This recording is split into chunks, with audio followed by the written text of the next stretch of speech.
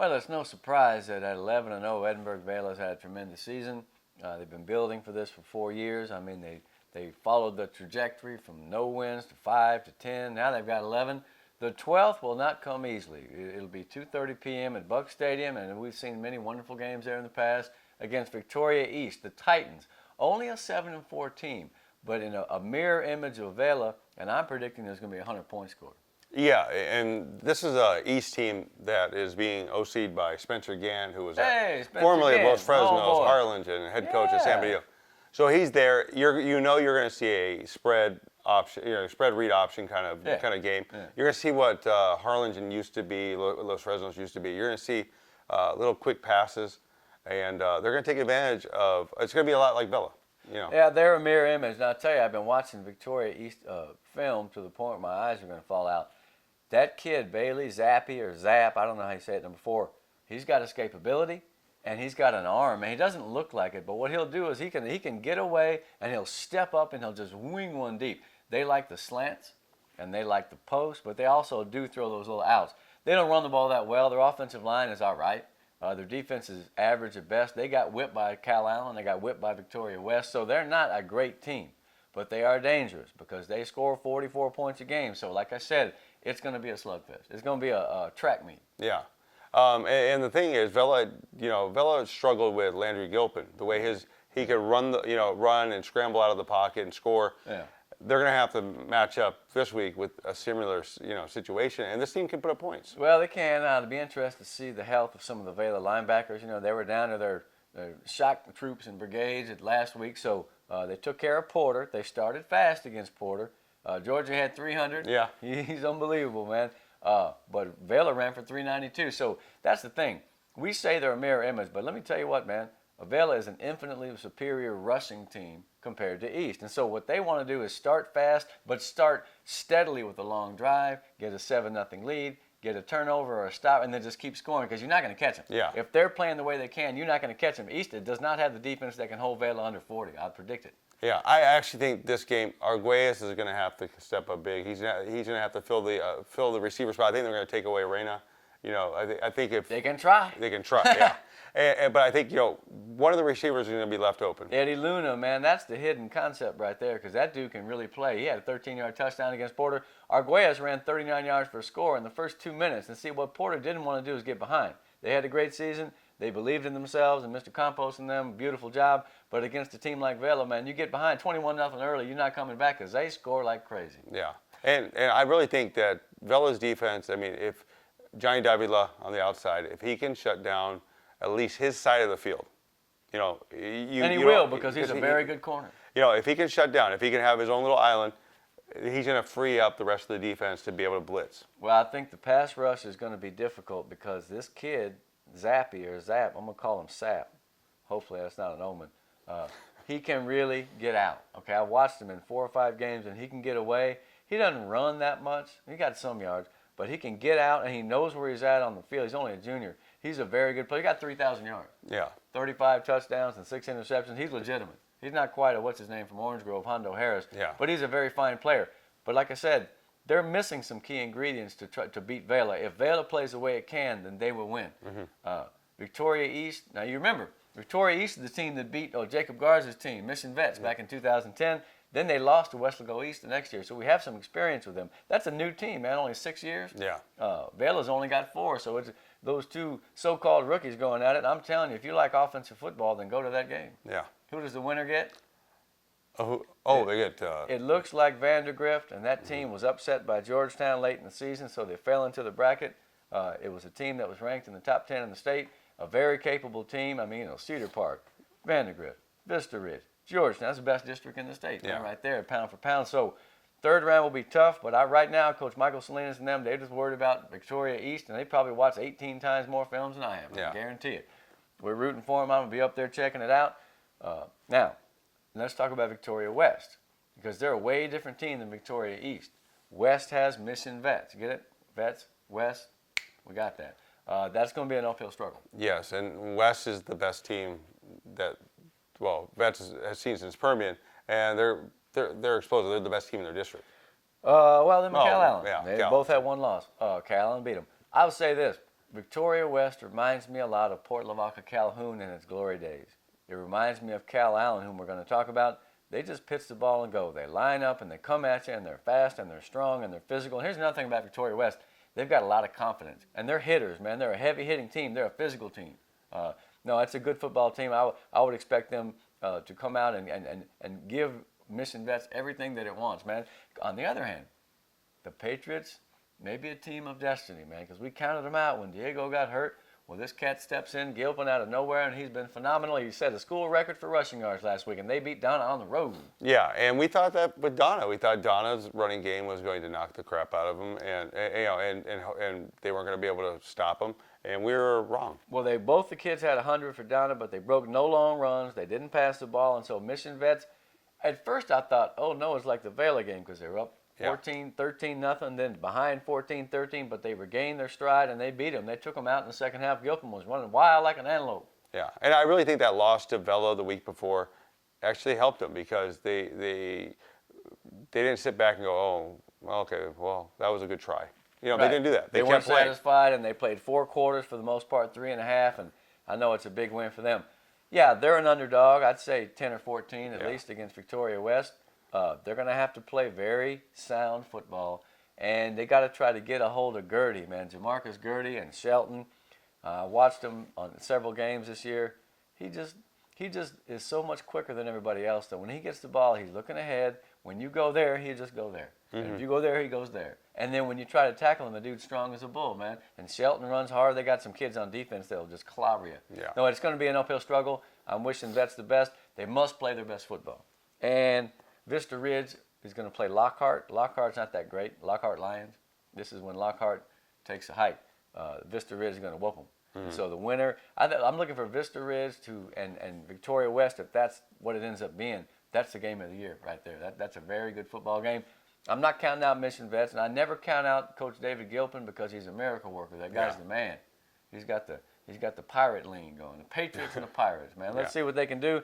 It'll be tough, man. But you know what? It's supposed to be tough, and they know that, and they embrace it, man. Vets ain't scared of nobody. Libano's not scared of anybody, and Cabrera's not. Those cats are going to play, and of course, Victoria West better get a hold of Bobby Tovar because he doesn't do nothing but do good things on the field. No, they've got players. They've got a chance, man. They just got to play well. All right, Sharyland and Cal Allen. Now, we were at that Sharyland and Mercedes game, and I'll tell you what, man, I was impressed with the Rattlers. Everybody was saying, well, they're not that good. I really thought Mercedes was going to win. I did too, and I thought that Campos did a great job of stepping into the pocket, avoiding the rush, and then finding the open receivers. And taking licks, man. You know, here's the thing. When you rush a bunch of guys all the time from the edge, you're freeing up man coverage, and boy, Campos made some pinpoint throws. Yeah, and there were some, on one play where Seth Carter got free, it looked like there was no safety around, and he basically just caught an open touchdown.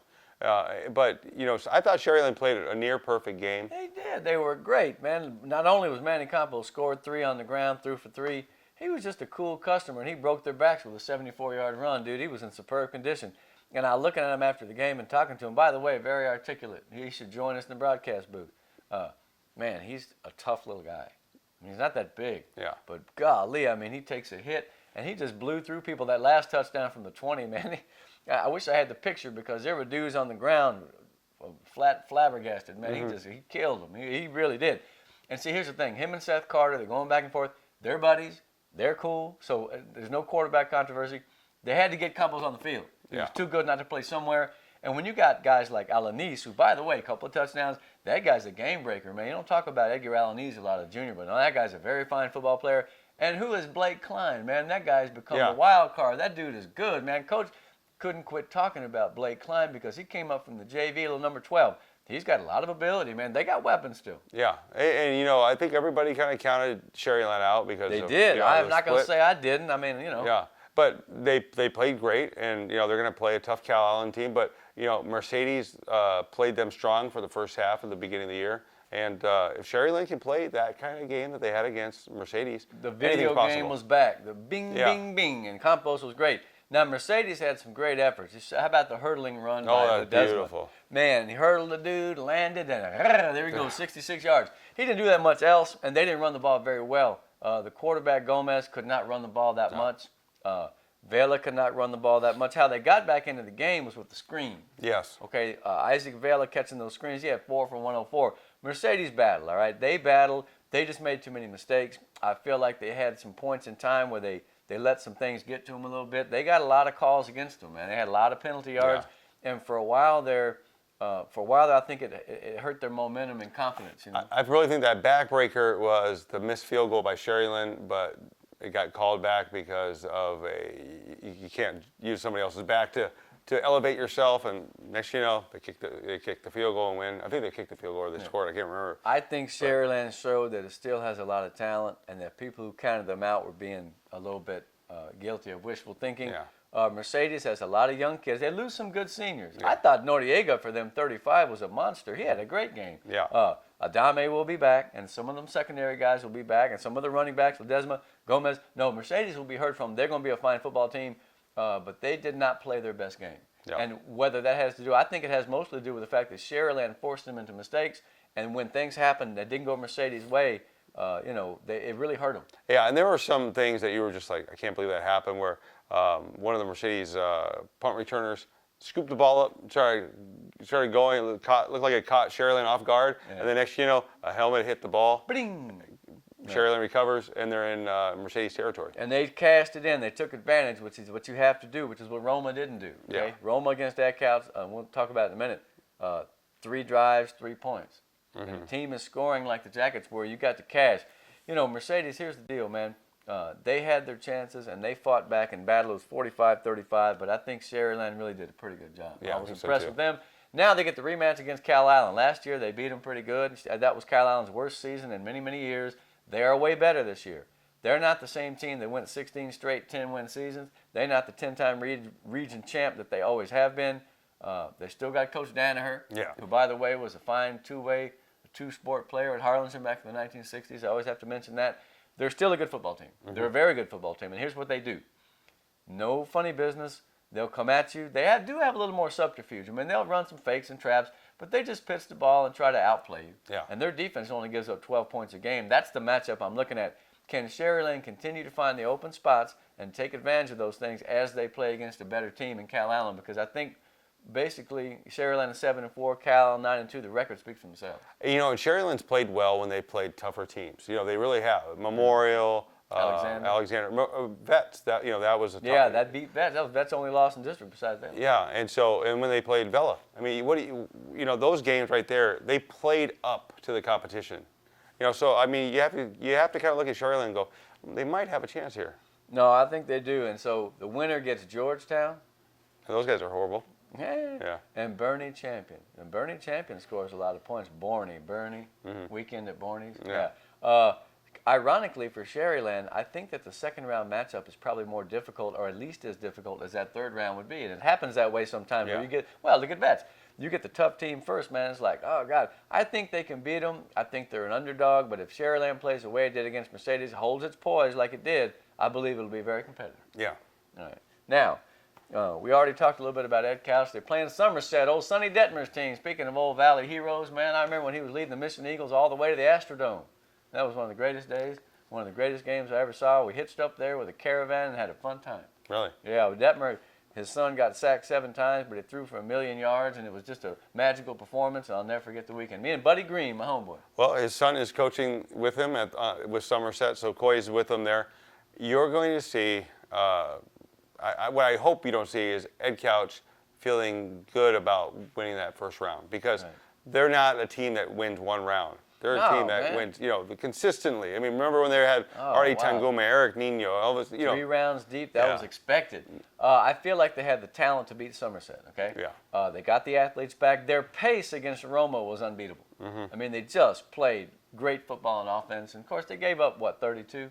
But it doesn't matter. When you're scoring 50, that's fine. 32 late, too, though. Right, exactly. So, no, I felt like they played defense against Roma when they needed to. They got the lead, and Tay Valdez coming back was big. Seguro's big. No, Edcouch still has the talent. With most teams, they would never have made it this far had they had the problems that Edcouch had, okay? But the fact is that J.J. Flores is a great player. No, they got plenty of players. But like you said, keep the momentum going this week And some people say, well, Somerset, they're 10-1. Yeah. They're a good team. They lost to Port Lavaca Calhoun. They won 10 in a row. They believe in themselves. And the Detmer team will always be well-skilled and well-drilled and not make a lot of mistakes. That should be a great football game.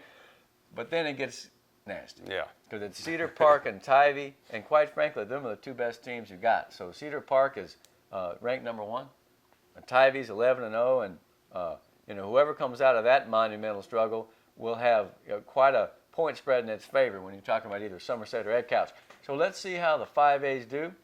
Quite frankly, I feel Vale is a favorite. I feel Sherryland has a chance. I think Mission Vets is up against it to an extent. But I really feel like Ed Couch, if they continue the mow, they can win. Yeah, I think so too. All right. Well, hey, there's no other way to find out but then to let it happen. I'm looking forward to this weekend. I'm going to be a very tired dude on Sunday, but it's going to be worth it because I love the kids here in the Valley and the coaches and the programs. I even love my homeboy Jake Berry, too.